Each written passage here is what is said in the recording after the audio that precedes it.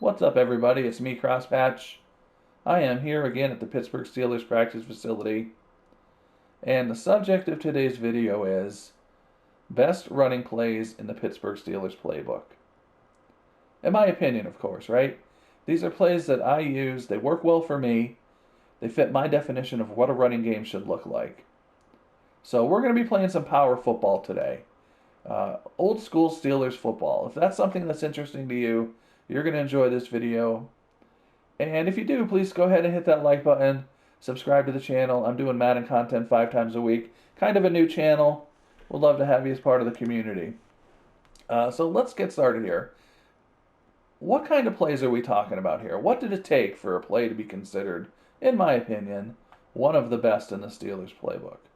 Well, just like I talked about in my Pittsburgh Steelers money plays, passing plays video that you can find on the channel. We're looking for consistency, right?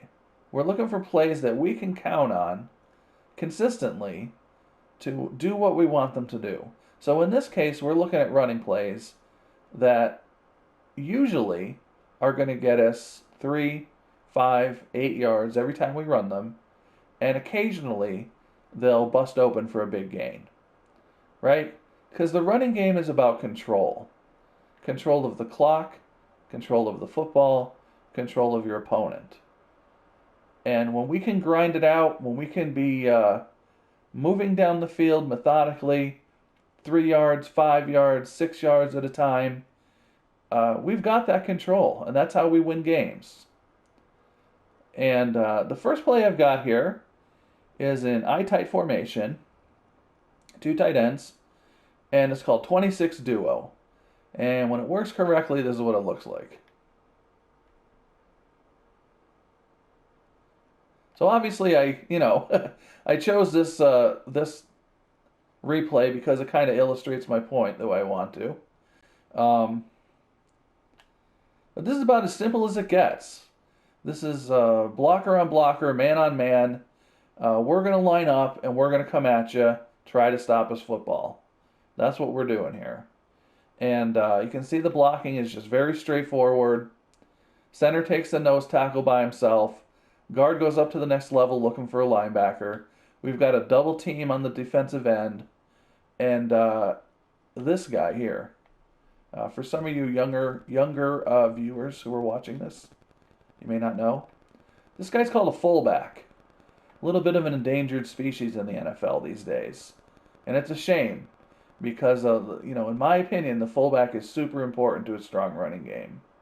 And so in this case, we're gonna follow the fullback in most of these plays, and we're gonna make our decision and our cut off of him.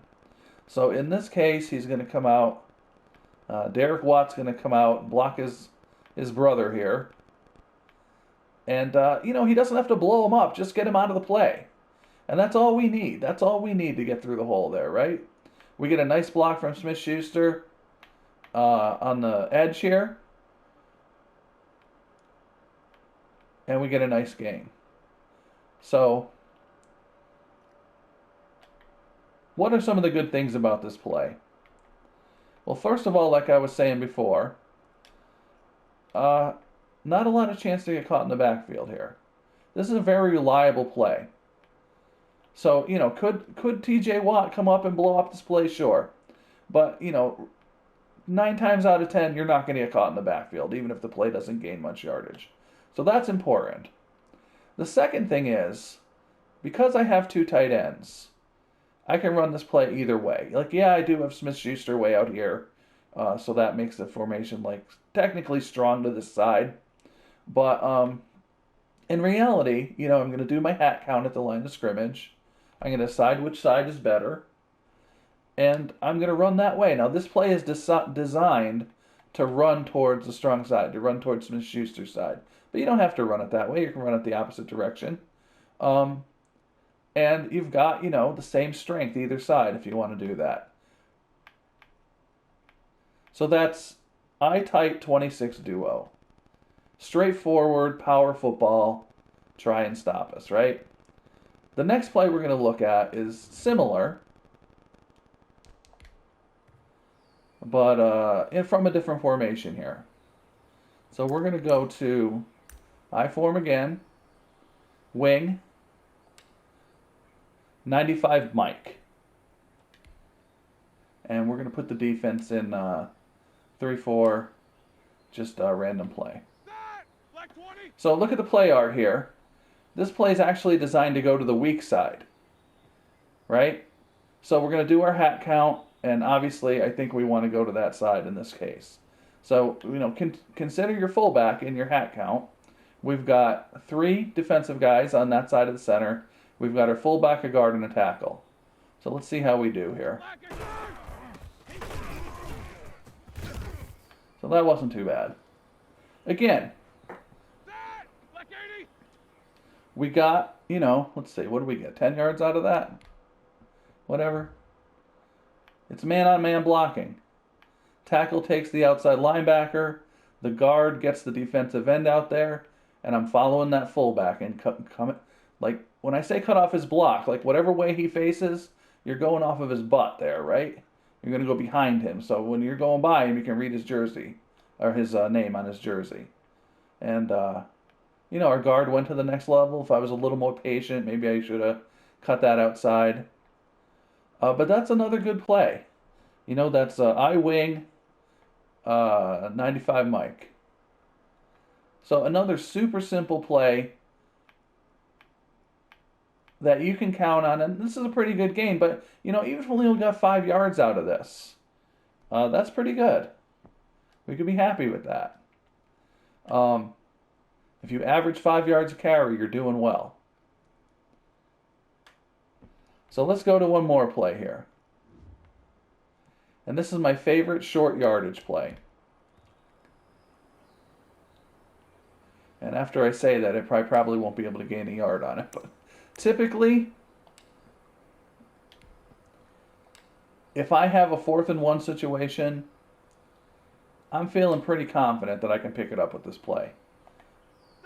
4th and 1, 3rd and 2.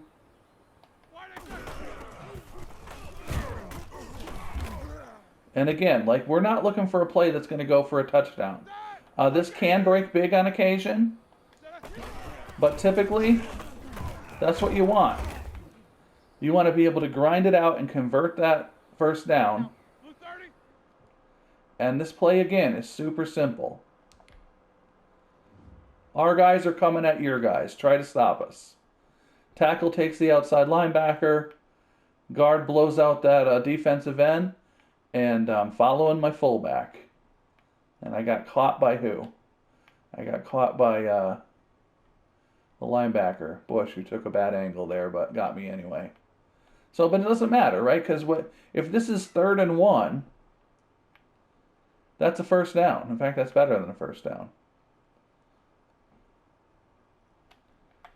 So the one thing to think about with this play is if you have to switch it, like if your hat count tells you to go the other way. Focus. Your fullback is not in a great position to make that block. I mean, he can kind of get there. So that's what, once again, this does have the potential for a bigger play. But yeah, if you're going to switch it to the other side, got to be a little patient with your fullback there, letting him get through the hole. So, there's 3 plays that you can run consistently to pound out 3 yards, 5 yards, 8 yards at a time. When you're ahead by a touchdown in the 4th quarter, if you can run these plays consistently, you're going to kill the clock and you're going to win the game. Let's go on to our next play. So we're going to stick with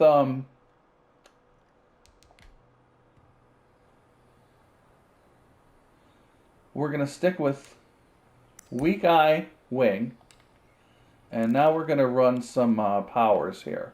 So if you wanted to go into play type, into concept, and run powers all day long, there are a bunch of them in this playbook. And you can run them out of shotgun, you can run them out of I formation, and you can run them out of single back. But the one I like best, and I run them out of a bunch of different formations, but the one I like best is halfback power O out of this weak wing formation. So we'll put our defense in 3-4 random play. Here we go. Let's see how we do. We've got some pre-snap motion there. That wasn't great. Let's try it again.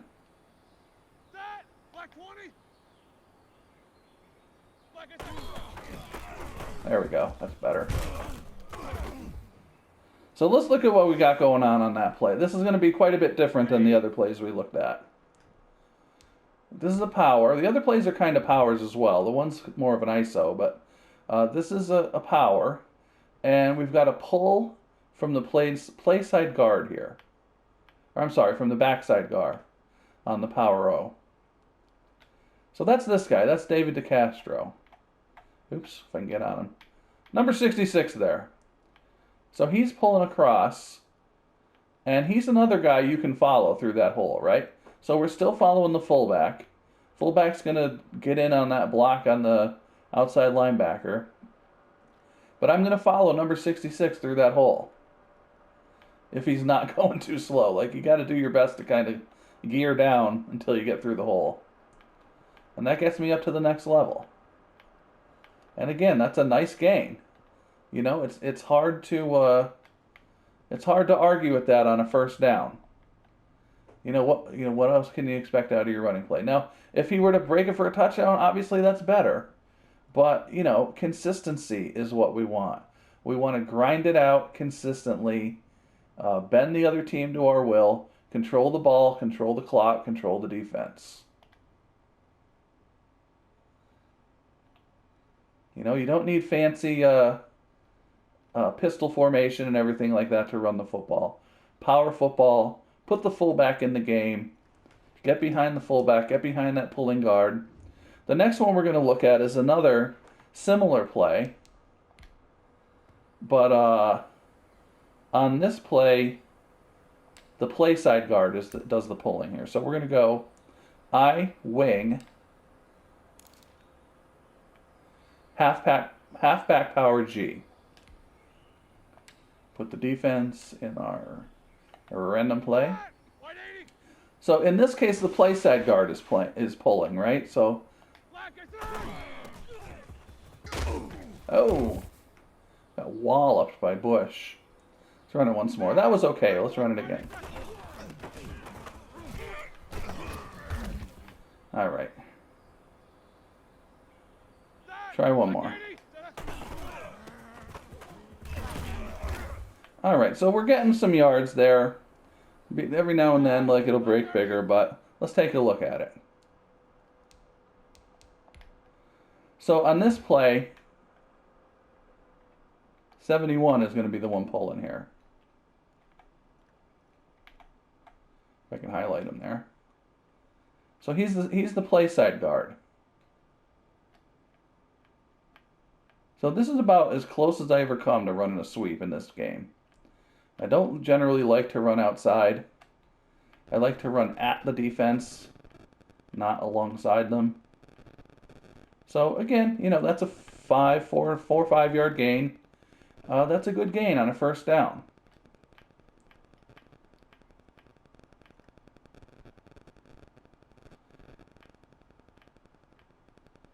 So, you know, these are things to think about. Again, you can find other versions of this play in different formations. And, you know, just experiment with different things. See what you like to run. Just remember the concept of the power and everything to have that guard pulling. And, you know, this is a play that can break big too. So finally, we're going to look at one more play here. And this is a play that I only run occasionally. And this play kind of flies in the face of everything I kind of just said. As far as getting through the hole quickly, not getting caught in the backfield, you know, straight ahead football. But I like to mix it up with this every now and then. I don't know if it's going to work, but we'll try it and see what happens, at least so you can see what it looks like. So we're going to go single back, doubles, halfback counter. And a lot of times when you have a really aggressive defense that's just kind of all over you in the running game, and try this and see what happens.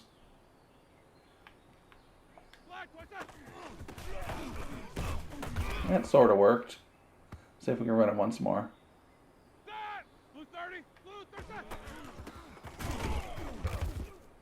One more time.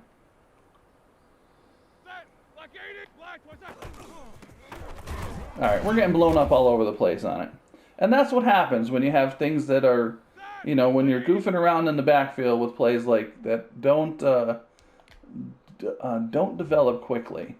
But again, this is a play you try to run, you know, if you've got, you know, just a defense is just all over you at the point of attack. And it's a counter. So we want to get the defense going one way. Number 66, DeCastro's going to be pulling. And ideally, you'd have a hole there to get through. And we did get a couple yards, but, you know, like I said, this is a play that I'll run maybe once a game just to see what the defense does. And kind of mixes it up a little bit. And, yeah, occasionally works. But, you know, not today, apparently. But that's okay. As long as you can kind of see how it works and decide for yourself if you want to try to use it. So, what about,